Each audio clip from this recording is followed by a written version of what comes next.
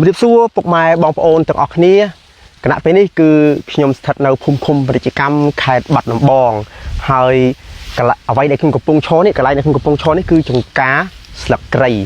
ចង្ការស្លឹកគ្រៃនេះគឺយើងធ្វើទំហំប្រហែលជា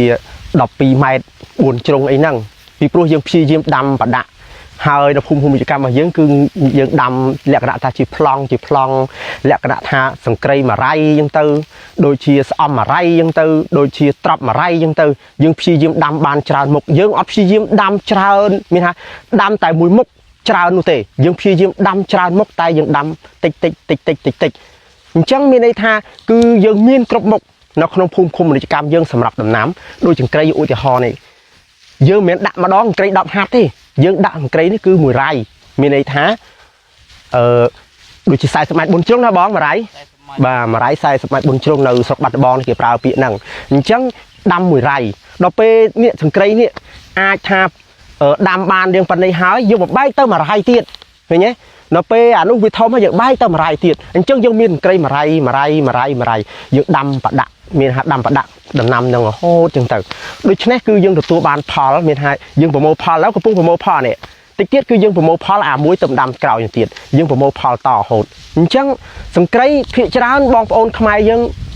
គាត់មិនសូវដាំលក្ខណៈថាជាអញ្ចឹងទេគាត់ដាំយ៉ាងខ្លាំងត្រឹមតែមហូបអស់ហើយគាត់អត់សូវដាំតិចច្រើនដូចអញ្ចឹងយើងទេតែបើសិនគឺគាត់ដាំតែម្ដងគឺរាប់សិបហាត់តែម្ដងតែមានចំនួនតិចណាស់អ្នកដាំរាប់សិបហាត់អញ្ចឹងអត់សូវមានអ្នកដាំសង្គ្រៃទេដូច្នេះហើយបានសង្គ្រៃយើងនាំចូលពីគេមកច្រើនបើសិនជាបងប្អូនយើងទាំងអស់គ្នានាំគ្នាដាំសង្គ្រៃស្លឹកគ្រៃហ្នឹងណាដូចនេះបងសម្រិទ្ធក៏កំពុងធ្វើអញ្ចឹងយើងអាចផ្គត់ផ្គង់គ្រួសារផ្គត់ផ្គង់ក្នុងសហគមន៍របស់យើងបានអញ្ចឹងទាំងអស់នេះហើយគេហៅថាដំណាំសេដ្ឋកិច្ចដើម្បីជួយជាតិពលរដ្ឋខ្មែរមានប្រមាណអ្នកដែលកំពុងតែដាំស្លឹកគ្រៃនេះមានប្រមាណអ្នកដែលកំពុងដាំស្អំមានប្រមាណអ្នកដែលកំពុងដាំត្រប់មានច្រើនទេបើមានតើមានលក្ខណៈបែបណាខ្ញុំធ្លាប់ជួបមានដែរគឺគាត់ដាំលក្ខណៈខ្នាតធំបើដាំប្រទេសវិញគាត់ដាំ10ហាត់5ហាត់ច្រើនមែនទែនសំណួរសួរថាតើគាត់គ្រប់គ្រងជាប់អត់អញ្ចឹងយុទ្ធសាស្ត្រក្នុងការដាំរបស់យើងដំណាំសេដ្ឋកិច្ចយើងប្រើពាក្យថាដំណាំសេដ្ឋកិច្ចសម្រាប់អ្នកភូមិឃុំពាណិជ្ជកម្មគឺយើងព្យាយាមដាំដើម្បីសេដ្ឋកិច្ចគឺដាំបណ្ដាក់មានន័យថាគឺយើងមានដំណាំនឹងលក់ជារៀងរហូតឥឡូវខ្ញុំលើកឧទាហរណ៍ថ្ងៃនេះគឺពួកយើងកំពុងប្រមូលផលសង្គ្រៃនេះចំនួន12ម៉ែត្រ4ជ្រុងហើយថ្ងៃនេះក៏ពួកយើងកំពុងតែដាំសង្គ្រៃ12ម៉ែត្រ4ជ្រុងហើយថ្ងៃស្អែកក៏ពួកយើងកំពុងតែមានដាំសង្គ្រៃដែរអានេះគេហៅថាដំណាំសេដ្ឋកិច្ចដាំបណ្ដាក់គឺយើងមានសង្គ្រៃសម្រាប់ផ្គត់ផ្គង់នៅផ្សាររបស់យើងបាននៅទីប្រជុំជននៅស្រុករបស់យើងបានយើងអត់មានតើមានលទ្ធភាពទៅដល់ផ្គត់ផ្គង់ទូទាំងប្រទេសទេតែយើងមានលទ្ធភាពដើម្បីលក់ក្នុងផ្សាររបស់យើងអញ្ចឹងអ្នកលក់ទាំងឡាយគាត់ចង់បានទំនិញ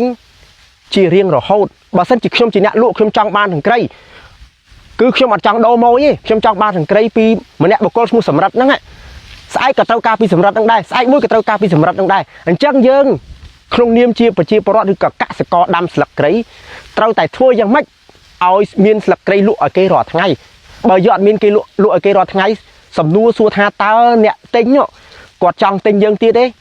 គឺគាត់ចង់ទេដោយសារតែគាត់ខ្ជិលទំនាក់ទំនងរលម៉ូយផ្សេងទៀតអញ្ចឹងគាត់ចង់បានតែពីយើងរហូតបើយើងផ្គត់ផ្គង់គាត់បានគឺគាត់ត្រូវការពីយើងអញ្ចឹងដើម្បីអាចផ្គត់ផ្គង់គាត់បានដល់រាបណាយើងដាំបណ្ដាក់ដំណាំសេដ្ឋកិច្ចដែលបណ្ដាក់អញ្ចឹងគឺសង្គ្រៃថ្ងៃនេះ12ម៉ែត្រ4ជ្រុងស្អែកដាំ12ម៉ែត្រ4ជ្រុងហើយស្អែកមួយដាំ12ម៉ែត្រ4ជ្រុងហើយថ្ងៃនេះក៏កំពុងប្រមូលផល12ម៉ែត្រ4ជ្រុងថ្ងៃស្អែកក៏កំពុងប្រមូលផល12ម៉ែត្រ4ជ្រុងដែរអញ្ចឹងគឺយើងដាំបណ្ដាក់អញ្ចឹងទើបយើងមានទំនិញផ្គត់ផ្គង់គេជានិរន្តរ៍ជារៀងរាល់ថ្ងៃនរណាក៏ដោយក៏ចង់បានភាពថាជានិរន្តរ៍ដែរអញ្ចឹងសរុបមកវិញពាក្យថាដាំបណ្ដាក់ក្នុងដំណាំសេដ្ឋកិច្ចរបស់ភូមិឃុំពាណិជ្ជកម្មគឺពួកយើងដាំជាប្លង់ក្នុងមួយហត្តាយើងអាចពុះទៅជា7ប្លង់អីចឹងទៅអញ្ចឹងនិយាយថាសប្តាហ៍ទី1យើងដាំមួយប្លង់សប្តាហ៍ទី2យើងដាំមួយប្លង់សប្តាហ៍ទី3យើងដាំមួយប្លង់ហើយយើងកំពុងដាំសប្តាហ៍ទី4នោះឧទាហរណ៍ដាំសប្តាហ៍ទី4មួយប្លង់ទៀតគណៈពេលនោះយើងក៏កំពុងប្រមូលផល